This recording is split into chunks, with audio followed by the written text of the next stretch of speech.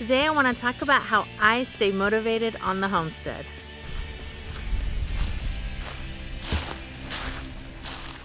There's so much to do on the homestead and it can be really overwhelming.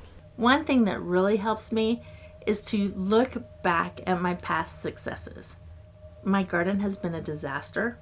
It's a mess. I don't really want to get out there and work on it because it's just kind of depressing. But when I go back and I look at my garden from 2 years ago, and I remember how beautiful it was, how productive it was, how peaceful it was, that helps me get motivated to think, okay, I can do this. I can get out there and work on it. And this year, next year, it's going to be so much better than ever before. So look to your past successes. What other things have you done that are hard?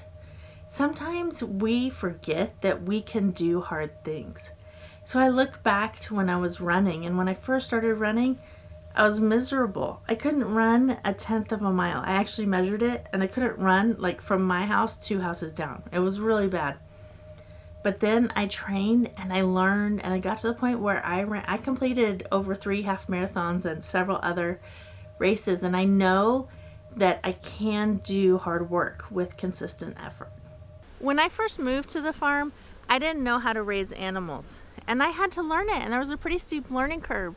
But now our freezers are stocked with all meat that was produced on our own farm. And I know if I learned how to do that, I can learn how to do other things. Also, I'm a lifelong learner. I love learning new things. I learn something new every single day. Now, I might not remember it all, but I do love learning. And I know that in this journey to homesteading, if I keep working at it, I'm going to learn, and eventually I'll get better at it. Homesteading is hard work. It's not easy, but it's a very important thing that I do.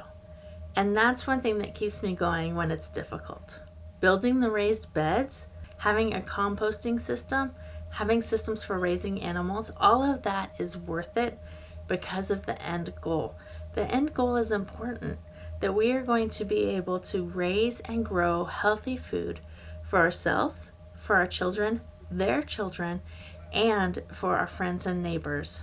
So on those days when I'm just not feeling it, it helps me to remember that what I'm doing is important. One thing that I do is make a list and prioritize. I really like making lists and checking things off. I like getting things done. I like being productive. And if that list gets really long, sometimes I have fatigue. I have overwhelm. I don't know where to start. I just look through everything that needs to be done, all the projects, all the little tasks, and then I start with what? The most important one? No, not usually. The most pressing one? Sometimes. Sorry, hair flew in my face there. Sometimes. Like if we're getting close to winter, I know I need to winterize the chicken coops. I need to do that before the first freeze. So that might be my first action. But sometimes, oftentimes, I will pick the task I'm looking forward to the least, or the one that I'm dreading most. Because usually I keep putting those off and I keep putting those off, but really they don't take as long as you think they're going to. Because once you get that done, it's really easy to move on to the other things. And if you don't get that one done, it's really hard to get anything else done because that one is like in the back of your mind, like, you have to do me, you still have to do me, stop talking to me. You know what I mean? So get the dreaded thing over with and then move on. And so many times, it takes much less effort and time than I actually think it will. And I'm really glad that I did it in the end. Learn to celebrate the small things. We did a bed today. Woohoo! All the animals are alive today. We did it. Got a new egg customer? There you go. What more could you want than that? Every little thing is a success to me, and when you build those small successes upon each other, it really feels fulfilling. Sometimes it's hard to see the overall, how do I want to say this? Sometimes it's hard to see the progress you're making if you only look at the big picture, because there's still so much more I want to do that I'm not doing yet. But then I remember When I first moved to the homestead, I didn't even know how to raise animals at all. And now we have 3 freezers stocked with meat that we raised, that we produced on our own homestead. So I see those little incremental successes really do add up. And then eventually I'm going to have the homestead of my dreams. Hopefully. Hello. Welcome to Walk in the Woods with Lorella and her noisy dog. Where you at, bud? Where you at? Oh, you're down there. There he is. Oh, that's just his tail. All right, back on me. Break down big tasks into manageable steps. Do you need to build a new chicken coop? Start with a plan. Then make your lumber list.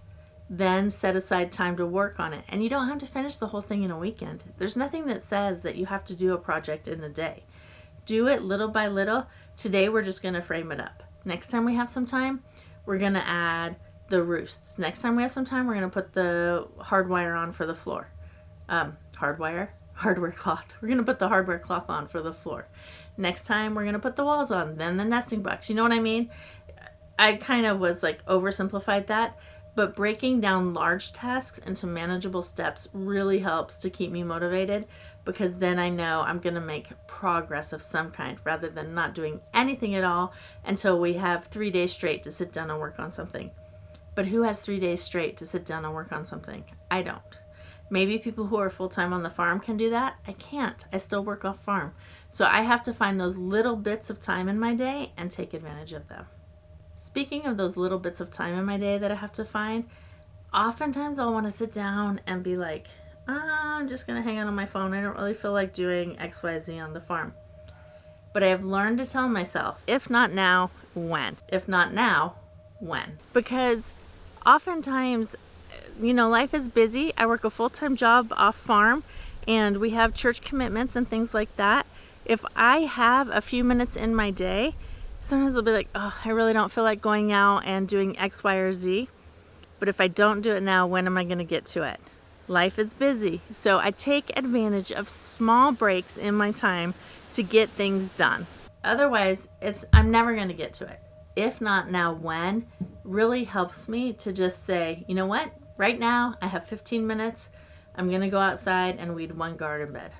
Right now, I've got a half an hour. I'm going to go clean out all the animal waterers. Right now, I've got half a day. I'm going to get with Chris and we're going to go to town and get the supplies we need to get this chicken coop built. Something else I do that really helps me is to set a timer. Tasks are often overwhelming. My garden is full of weeds. It was full of weeds, actually. But I've been going out and setting a timer, working for 30 minutes or 2 hours or whatever I happen to have that day. And now I have about half of it weed free. Setting a timer makes something manageable, because then I know I don't have to complete the whole thing today. As long as I work for that time I've set myself, that's a success. Something else that keeps me going on the homestead is that I'm just stubborn. I am not a quitter. I don't want to stop doing something once I've started it. And so I just tell myself, you're in this thing, you got to keep going. And I do. So, take that trait that might in other circumstances be kind of a negative, like stubborn, turn that into endurance. Turn that into a positive, and it'll keep you going. With gas and grocery prices going up, up, up, that's one more reason that I want to make sure that I'm growing healthy food for my family and I'm raising healthy meat for our family. Creating a homestead is worth it. It's worth the time and effort it takes to raise and care for animals. It's worth the money that's put into fencing and buildings and feeding the animals. It's worth growing and raising our own food. And when I remember that it's worth it, sometimes that makes it easier to keep going. When I have tasks that are really pressing on my mind, I will calendar time for it. There's some research that says calendaring something. I just made calendar into a verb.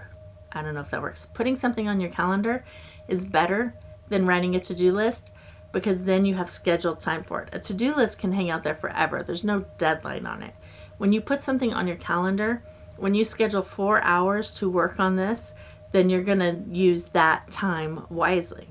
At least I do. So sometimes I find it helps if I actually block off time. And because I own my own business, I can also do that. So I'll schedule myself half a day every week or every other week and just put 100% focus into farm work during that time that I've scheduled.